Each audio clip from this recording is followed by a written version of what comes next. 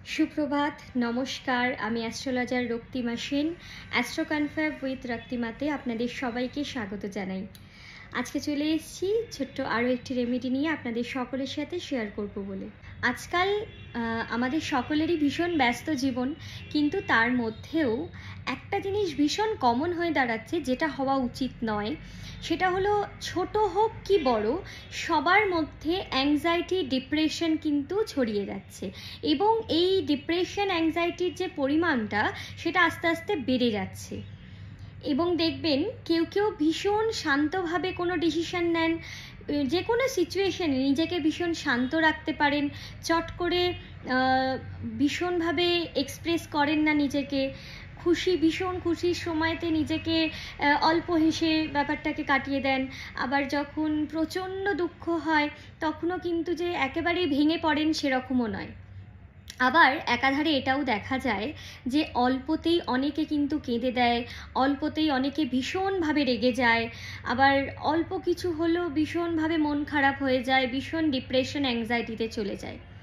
তো এই যে আমাদের মানসিক একটা যে অবসাদের মধ্যে দিয়ে এই জেনারেশন, কেন ছোট থেকে বড় সবাই যাচ্ছে, একটা মানসিক চঞ্চলতার মধ্যে দিয়ে যাচ্ছি আমরা। তো এই মানসিকের যে সমস্ত ব্যাপার, এই ব্যাপারটা কিন্তু কন্ট্রোল করে প্ল্যানেট মুন। এবং আমাদের সর্বপ্রথম প্ল্যানেট মুনকে ভীষণভাবে ভালো রাখার দরকার। প্ল্যানেট মুন যদি ভালো না থাকে, আমরা কিন্তু আমাদের দৈনন্দিন জীবনেও কোনো রকম কোনো কাজ ভালো করে করে উঠতে পারবো না। কারণ কি, মন একদিকে আছে আর কাজ একদিকে করছি, এটা করলে কিন্তু কাজেরই ক্ষতি হয় এবং নিজেদেরও শারীরিক ক্ষতি হয়। তাই আজকে কিন্তু আমি আপনাদের সাথে প্ল্যানেট মুনকে কি করে ভালো করা যায় এবং নিজেরা একটু ভালো কি করে থাকা যায় মানসিক দিক থেকে, তারই জন্য কিছু রেমেডি নিয়ে চলে এসেছি। আপনাদের বাড়ির যে নর্থ ওয়েস্ট দিকটি আছে, সেই নর্থ ওয়েস্টটা সবসময় ক্লিন করে রাখবেন, সবসময় যেন পরিষ্কার থাকে। এবং তার সাথে যেটা করতে পারেন, এই নর্থ ওয়েস্টে একটি কাঁচের বটলে বা কাঁচের জারে পরিষ্কার গঙ্গা জল আপনারা রেখে দিন। প্ল্যানেট মনকে ঠিক রাখার সব থেকে সহজ একটি উপায় হলো বেশি করে জল খাওয়া। আপনারা যদি ভালো করে জল খান, তাহলে কিন্তু প্ল্যানেট মুন নিজে থেকেই ঠিক হয়ে যাবে।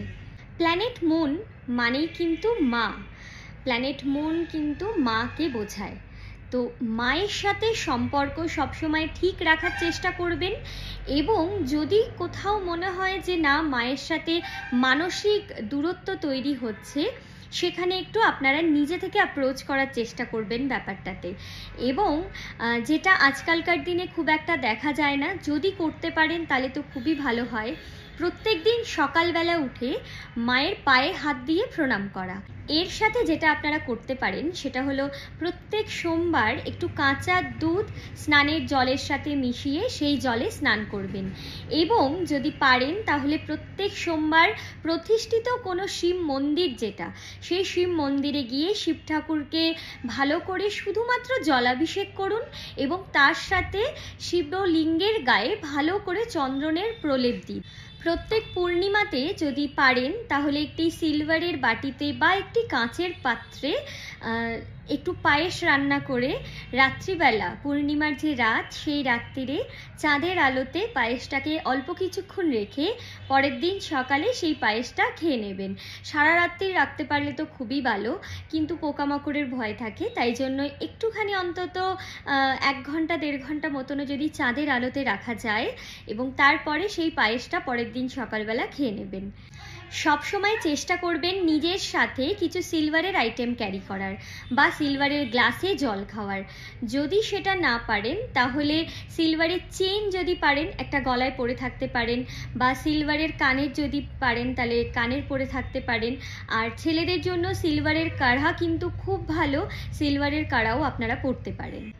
মন ভালো করার আরও একটি উপায় আপনাদের বলে দিচ্ছি, সেটা হলো প্রত্যেক দিন আফটার সানসেট, সূর্য অস্ত যাওয়ার পরে কানে হেডফোন নিয়ে আপনারা মিনিমাম আধ ঘন্টা হাঁটুন। মিনিমাম আধা ঘন্টা যদি আপনারা হাঁটতে শুরু করে দেন, সেটা সন্ধেবেলা হোক কি রাত্রিবেলা, সূর্য অস্ত যাওয়ার পরে আফটার সানসেট, তাহলে কিন্তু আপনাদের চন্দ্রমা ভালো হতে বাধ্য হবে। এই রেমেডিগুলো আপনারা করুন, আশা করছি আপনারা অনেকটা ভালো থাকবেন, সুস্থ থাকবেন এবং কেমন আছেন রেমেডিগুলো করে অবশ্যই জানাবেন। আমি আপনাদের জন্য আরও অনেক রেমেডি ভিডিও নিয়ে আসব, কিন্তু অবশ্যই ভিডিওটি ভালো লাগলে লাইক কমেন্ট করে দেবেন এবং শেয়ার করে সবাইকে দেখার সুযোগ করে দেবেন। সবাই ভালো থাকবেন, সুস্থ থাকবেন। নমস্কার।